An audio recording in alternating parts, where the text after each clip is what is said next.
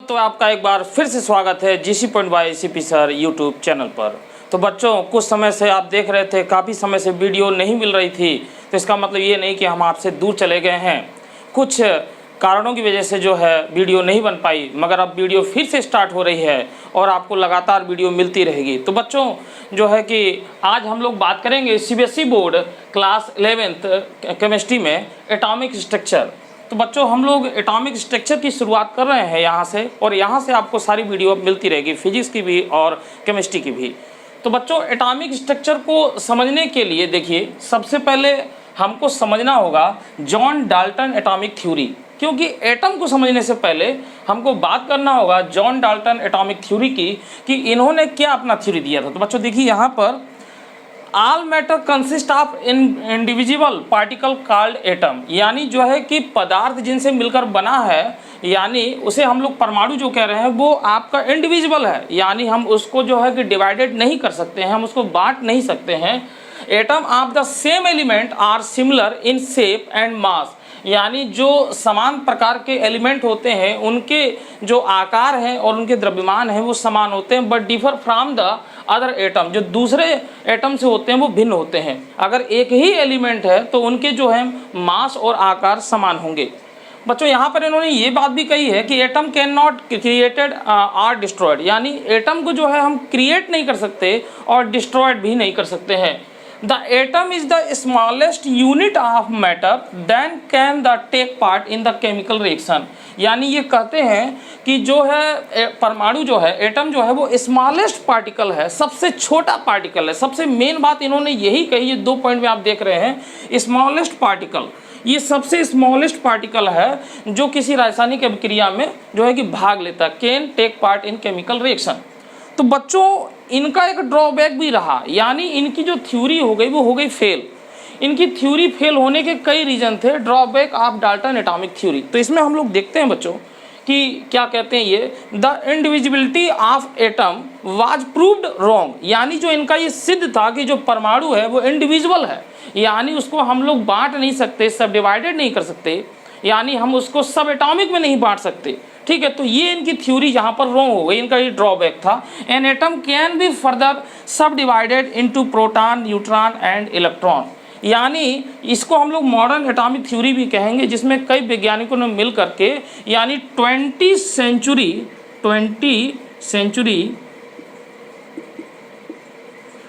Century के बाद बच्चों ये प्रूव कर दिया गया कि जो एटम होता है ये कैन बी सब डिवाइडेड, यानी इसको भी हम लोग डिवाइड कर सकते हैं, इसके सब एटॉमिक पार्टिकल भी होते हैं, यानी ये भी कुछ पार्टिकलों से मिलकर बना हुआ है, यानी एटम जो हमारा है वो स्मॉलेस्ट पार्टिकल नहीं है, यानी इसको बाद में प्रूव किया गया। तो ये कह रहे हैं the individuality of atom was proved wrong, यानी इसको गलत सिद्ध किया गया। And atom can be further sub divided into proton, neutron and electron. फिर आगे ये कहते हैं अकॉर्डिंग टू डाल्टन, यानी डाल्टन के नियम के अनुसार क्या था कि the atom of same element are similar in are respect, यानी जो समान प्रकार के परमाणु होते हैं, मतलब जो समान तत्व हैं, these atom are different mass, यानी उनके जो मास होंगे वो डिफरेंट होंगे। ठीक है, तो यहाँ पर इनको ये किया गया कि जो एक ही प्रकार के तत्व हैं तो उन्होंने कहा कि उनके द्रव्यमान समान होते हैं, परंतु ऐसा नहीं है। अगर एक प्रकार का तत्व है तो उनके मास डिफरेंट हो सकते हैं, और यहाँ पे उसको आइसोटोप्स के रूप में कहा गया। मॉडर्न एटॉमिक थ्योरी में ये कहा गया, for example chlorine has 2 isotopes with mass number 35 and 37। तो बच्चों जो क्लोरीन होता है, इस क्लोरीन का जो होता है, एक होता है 35 यानी 17 Cl35 और एक होता है 17 ये 37। इसी तरीके से बच्चों और भी होते हैं, जैसे हम लोग बात कर लें 6C12 कार्बन 12 बोलते हैं इसे, और 6C14 इसे कार्बन 14 बोलते हैं। तो यहाँ पे देख रहे हैं आप, इसका जो एटॉमिक मास है वो 14 है और यहाँ पर 12, जबकि सेम एलिमेंट है।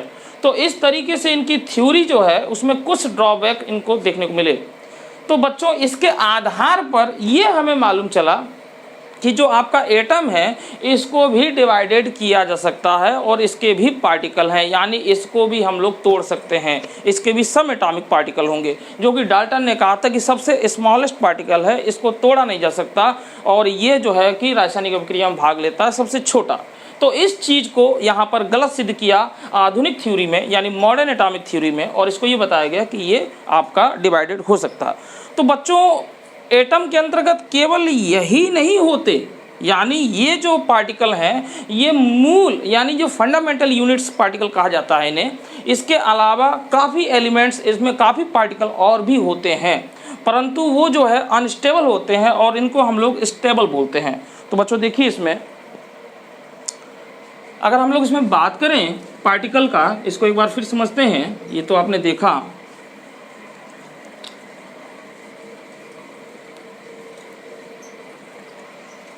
तो बच्चों जो हमारा एटम होता है इस तरीके से, और ये है इसका न्यूक्लियस, और इसमें है आपके ऑर्बिट यानी कक्षाएं, इसमें ये इसकी कक्षाएं ऑर्बिट हैं। तो बच्चों इस न्यूक्लियस में जो होते हैं प्रोटॉन और न्यूट्रॉन, तो हम जैसे कि बात कर रहे हैं कि तीन फंडामेंटल्स हमें पता हुए, फंडामेंटल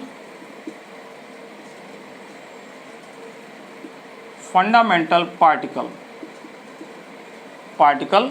तो इसमें बच्चों आपके जो तीन पार्टिकल हम बात कर रहे हैं, इलेक्ट्रॉन, प्रोटॉन, न्यूट्रॉन। तो बच्चों ये फंडामेंटल पार्टिकल जो है इनको हम लोग स्टेबल बोलते हैं, क्योंकि ये परमाणु में जो है आपके फिक्स होते हैं एक तरीके से कहा जाए। परंतु इनके अलावा भी कुछ पार्टिकल होते हैं जैसे न्यूट्रिनो, एंटी न्यूट्रिनो, मेसान,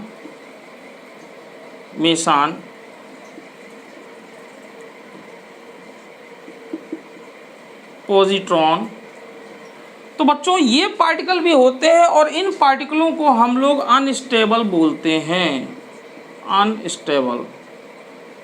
यानी अनस्टेबल फंडामेंटल पार्टिकल होते हैं। यानी ये जो पार्टिकल होते हैं यह एटम के इनसाइड यानी अंदर और बाहर, ये दोनों रूप से रहते हैं, यानी ये क्षण भर के लिए होते हैं, अंदर बाहर करते रहते हैं, परंतु ये पार्टिकल भी होते हैं, इनका भी बहुत बड़ा रोल है। जैसे बच्चों बात करें मेसान, तो जो मेसान आपका जो पार्टिकल है, जो मेसान बच्चों ये तीन रूपों से पाया जाता है। एक होता है पाई प्लस, एक होता है पाई नेगेटिव, और एक होता है पाई जीरो यानी उदासीन होता है ये।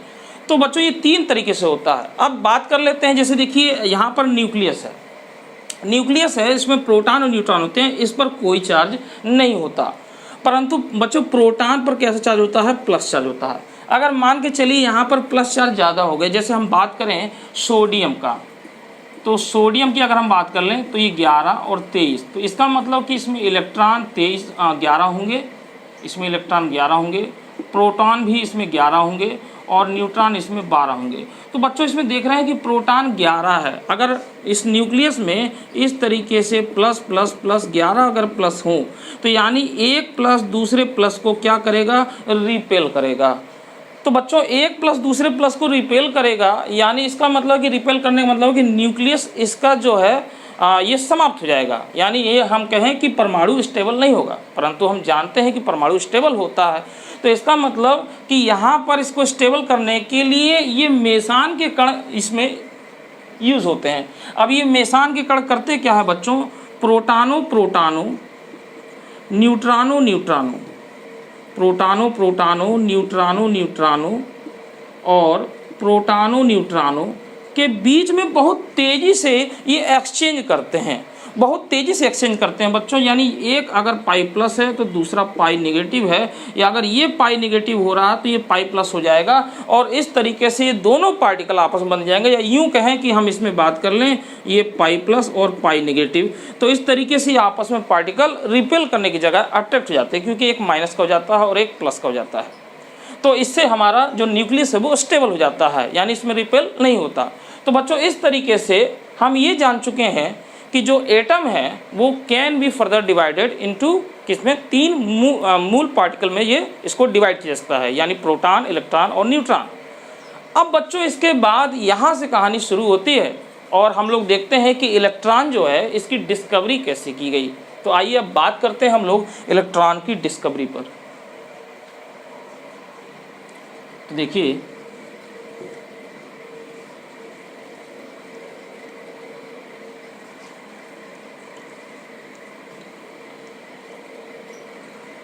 बच्चों इलेक्ट्रॉन की डिस्कवरी पर अगर हम बात करें,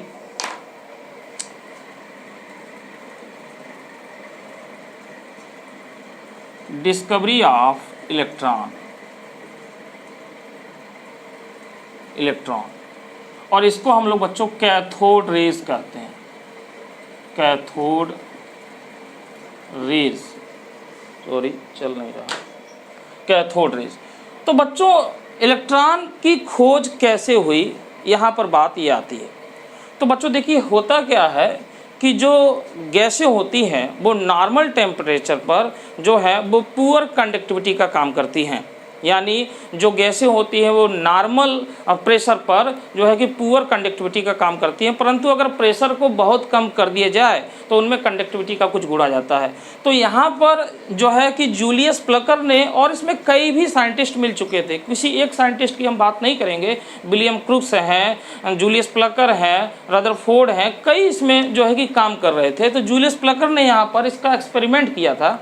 तो जूलियस प्लकर ने ये बताया कि सबसे बड़ी बात कि उन्होंने दो बातों को ध्यान में रखा, एक तो था लो प्रेशर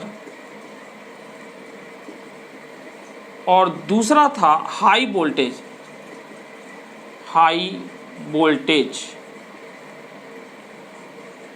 और ये नियरली लिया था इन्होंने 10,000 का वोल्ट इन्होंने लिया था बच्चों, और लो प्रेशर लिया था। फिर इन्होंने क्या काम किया कि इन्होंने एक डिस्चार्ज ट्यूब लिया, ग्लास, एक डिस्चार्ज ट्यूब बच्चों इन्होंने लिया इस तरीके से, एक कांच की नली लिया इन्होंने, और इसमें इन्होंने दो मेटल इलेक्ट्रोड लगाए इस तरीके से,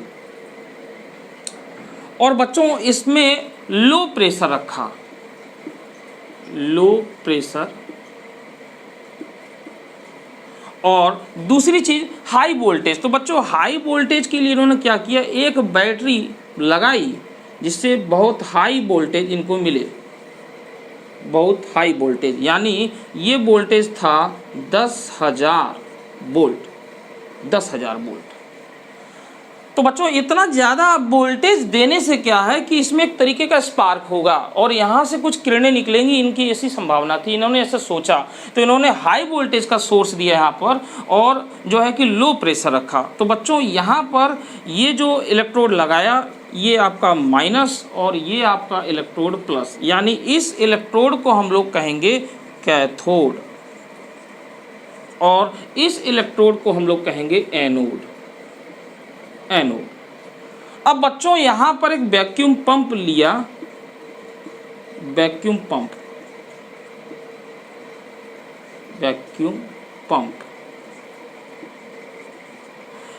पंप से इसमें जो भी था उसको वैक्यूम कर लिया गया, निकाल दिया गया इसमें एयर वगैरह। इसमें बच्चों इनर्ट गैस लिया गया, ये माना गया इनर्ट गैस, यानी जो कोई अन्य गैसों से रिएक्ट ना करे। तो बच्चों यहाँ पर लिया गया और लो प्रेशर लगाया गया और 10,000 का वोल्ट लगाया गया। तो इन्होंने देखा कि इससे कुछ इनविजिबल रेज निकल रही थी, यानी वो किरणें दिखाई नहीं दे रही थी, रेज नहीं दिखाई दे रही थी, परंतु उनका जो है एक्सपेरिमेंट करते हुए उनकी प्रॉपर्टीज़ को जो है इन्होंने जांचा। तो बच्चों यहाँ पर कुछ रेज निकल रही थी और इस नली के इस सिरे पर यहाँ पर ग्लो उत्पन्न कर रही थी, चमक, यहाँ पर ग्लो।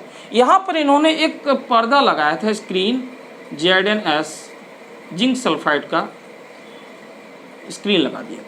तो यहाँ पर एक ग्लो उत्पन्न हो रही थी, ग्लो, एक चमक उत्पन्न हो रही थी।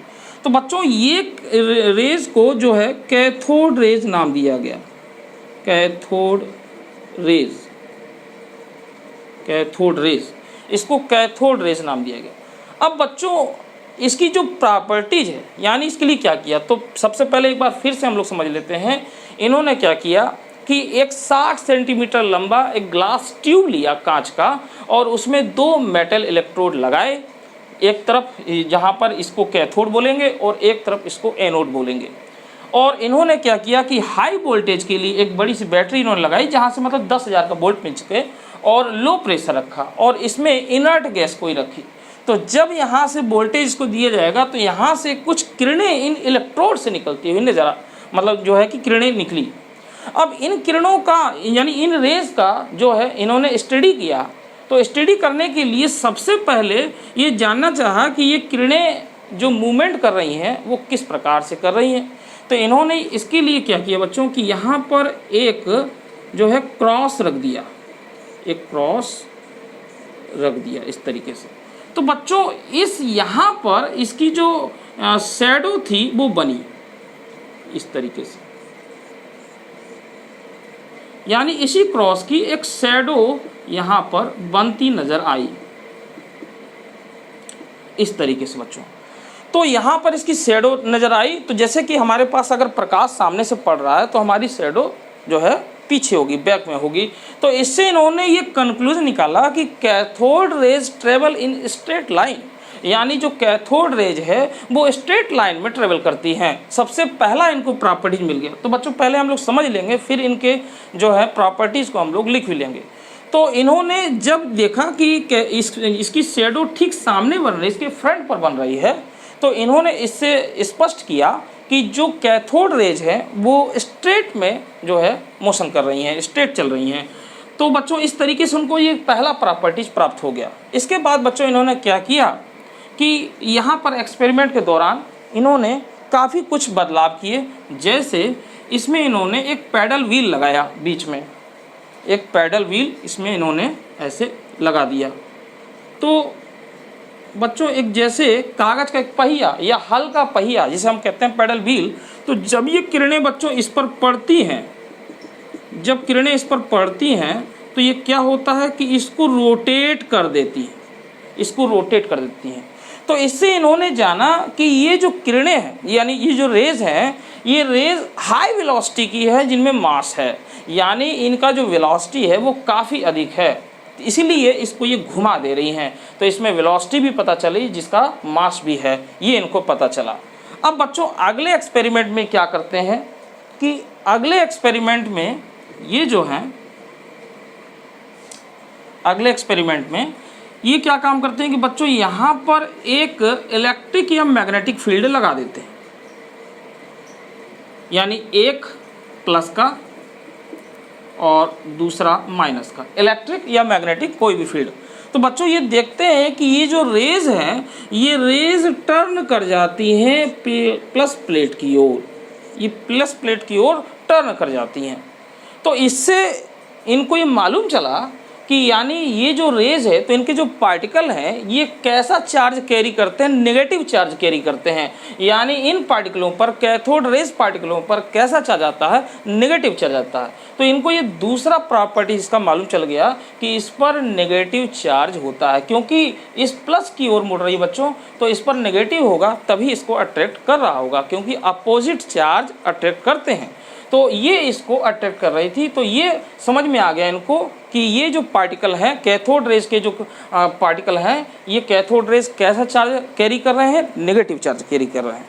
तो यहाँ पर इनको ये भी आया कि ये नेगेटिव जो है चार्ज से बनी हुई है। अच्छा बच्चों, इसके बाद इन्होंने एक्सपेरिमेंट को आगे बढ़ाया और इसमें देखा, इन्होंने क्या देखा, इन्होंने यहाँ पर एक बहुत ही थिन फॉयल रख दी, गोल्ड की या प्लेटिनम की एक फॉयल रख दी। और इस फॉयल पर जब ये किरणें बच्चों पड़ती हैं तो इसको ये जो है कि पेनिट्रेट कर जाती हैं, यानी इनको भेद जाती हैं, इसको ये भेद जाती हैं। ये थिन फॉयल ऑफ प्लेटिनम या गोल्ड, कोई भी मेटल का इन्होंने रखा, गोल्ड। तो बच्चों इस पर जब पड़ती हैं तो ये जो है इसको पेनिट्रेट कर जाती हैं, भेद जाती हैं, और साथ ही साथ बच्चों ये हीट होकर ये लाल हो जाती है, ये हीट होकर लाल हो जाती है। तो इससे इनको क्या समझ में आया कि बच्चों जब ये रेज ट्रेवल कर रही थी तो इसमें एक एनर्जी थी जिसको हम लोग बोलते हैं काइनेटिक एनर्जी। तो ये काइनेटिक एनर्जी बच्चों ये चेंज हो गई, ये चेंज हो गई हीट एनर्जी, हीट एनर्जी, इसको हम लोग थर्मल एनर्जी भी बोल सकते हैं, थर्मल एनर्जी, इसको हम लोग थर्मल एनर्जी भी बोल सकते हैं। तो यानी जो काइनेटिक एनर्जी है वो थर्मल एनर्जी या हीट एनर्जी में चेंज हो गई। तो ये भी इनको समझ में आया। इसके बाद बच्चों इन्होंने छोटे छोटे कुछ और एक्सपेरिमेंट किए। जैसे एक्सपेरिमेंट की बात करें तो इसमें इन्होंने एक हाई मेल्टिंग का जो है कोई मेटल का टुकड़ा रखा, जैसे कि टंगस्टन। तो बच्चों जब इसमें टंगस्टन का एक कोई टुकड़ा रख दिया मेटल का, यानी ये टंगस्टन था, तो हाई मेल्ट का होता है, इसका गलनांक यानी इसका मेल्टिंग पॉइंट बहुत ज़्यादा होता है। तो जब ये किरणें इस पर पड़ती हैं बच्चों, तो इस किरणें से एक्स-रे किरण निकलने लग जाती हैं, एक्सरे किरणें निकलने जाती हैं। ये भी इनको मालूम चला कि किसी हाई मेल्टिंग जो है पदार्थ पर, सब्सटेंस पर अगर ये जो है कि रेज फॉल्स करती हैं, गिरती हैं इन पर, तो इस पर क्या होता है कि एक्सरे किरण जो है प्रोड्यूस होती हैं। इसके बाद बच्चों इन्होंने यहाँ पर देखा कि ये किरणें फोटोग्राफिक प्लेट को भी इफेक्ट डाल रही थी, उनको काला कर दे रही थी। तो बच्चों इस तरीके से इन्होंने इसकी ढेर सारी प्रॉपर्टी को जो है कि जांचा और देखा इन्होंने कि किस तरीके से होता है। जिंक सल्फाइड के पर्दे पर जब ये गिरती हैं तो ये ग्लो करती हैं, चमक उत्पन्न करती है। तो इस तरीके से काफ़ी इनकी प्रॉपर्टीज़ का स्टडी करने के बाद इन्होंने जो है कि इसमें कई वैज्ञानिक, जैसे स्टोनी है, लॉर्टेंज है, तो कई किताबों में अलग अलग बताया जाता है। कहीं पे स्टोनी को कहा गया, कहीं पर लॉर्टेंज को कहा गया है कि इन किरणों को, इन रेज को जो है इलेक्ट्रॉन नाम दिया गया। यानी इस कैथोड रेज, यानी जो कैथोड से रेज निकल रही थी, इसलिए इसको कैथोड रेज कहा गया और बाद में इसी को इलेक्ट्रॉन नाम दे दिया गया। तो बच्चों इस तरीके से इसकी खोज हुई। बच्चों इसमें एक पॉइंट और भी है, जो है कि इलेक्ट्रॉन के लिए, यानी हम कह सकते हैं यहाँ पर कि फॉर इलेक्ट्रॉन, तो इनके लिए E/m का जो वैल्यू होता है वो कांस्टेंट होता है।